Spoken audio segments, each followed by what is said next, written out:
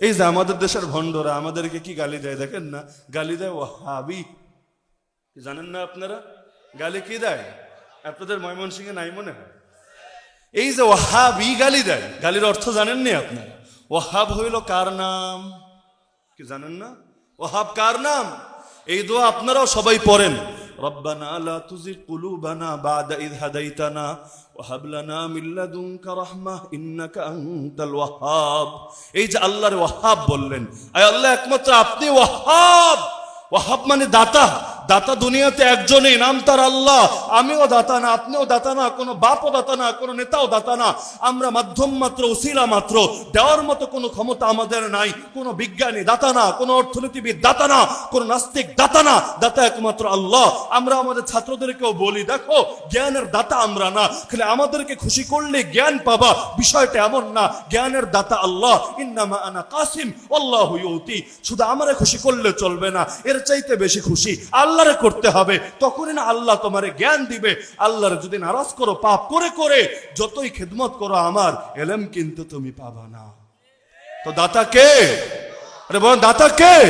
আল্লাহ। তো ওয়াহাব হলেন আল্লাহ, আর ওয়াহাবি অর্থ হলো আল্লাহ ওয়ালা। ওয়াহাবি মানে কি?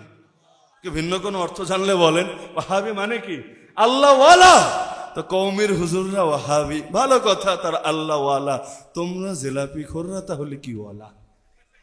তাদেরকে যদি বলো আল্লাহ ওয়ালা, আল্লাহর বিপরীতে আছে শয়তান, আল্লাহর বিপরীতে আছে ইবলিস, আল্লাহর বিপরীতে আছে তাগুত, আল্লাহর বিপরীতে আছে বাতিল, তাহলে যদি মানো কওমের হুজুররা আল্লাহ ওয়ালা, এর মানে তোমরা জিলাপি খোররা ধান্দাবাজ ওয়ালা, তোমরা জিলাপি খোররা শয়তান ওয়ালা, ইবলিস ওয়ালা, তাগুত ওয়ালা, বাতিল ওয়ালা।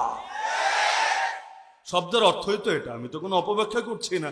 যদি এখানে আরবির বড় কোনো পণ্ডিত থাকেন, প্রয়োজনে আমারে চ্যালেঞ্জ করেন, নতুন করে শিখি আপনাদের থেকে। কিন্তু ডিকশনারি এটাই বলে, ওয়াহাব হল আল্লাহর নাম। অনেকের নাম আছে আব্দুল ওয়াহাব। আব্দুল ওয়াহাব মানে আল্লাহর বান্দা, মহান দাতা, রবের বান্দা। তো ওয়াহাব হল আল্লাহর নাম। আল্লাহর নাম রে নিয়ে মুসলমান গালি দেয় কিভাবে? আর যারা গালি দেয় তারা নিজেদেরকে মুসলমান দাবি করে কিভাবে?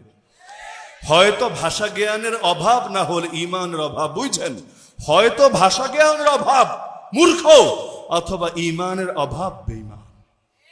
এখন কোন অপশন গ্রহণ করবে সেটা তাদের ইচ্ছার উপর আমি ছেড়ে দিলাম। কিন্তু শাব্দিক অর্থ এটা, আল্লাহর ওয়াস্তে কোনোদিন কাউরে ওয়াহাবি বলে গালি দিয়েন না। সাবধান।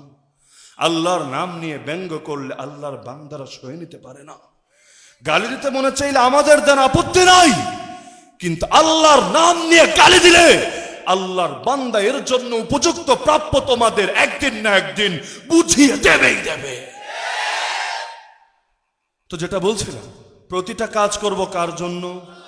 আজকে থেকে নিয়ত করেন, আমি প্রতিটা কাজ করার আগে আমার মনকে জিজ্ঞেস করব, মন আল্লাহর জন্য হচ্ছে তো? যদি উত্তর আসে হ্যাঁ, আলহামদুলিল্লাহ, আগায় যাব। যদি উত্তর আসে না, সঙ্গে সঙ্গে স্টপ, থেমে যাব, আবার নতুন করে শুরু করব।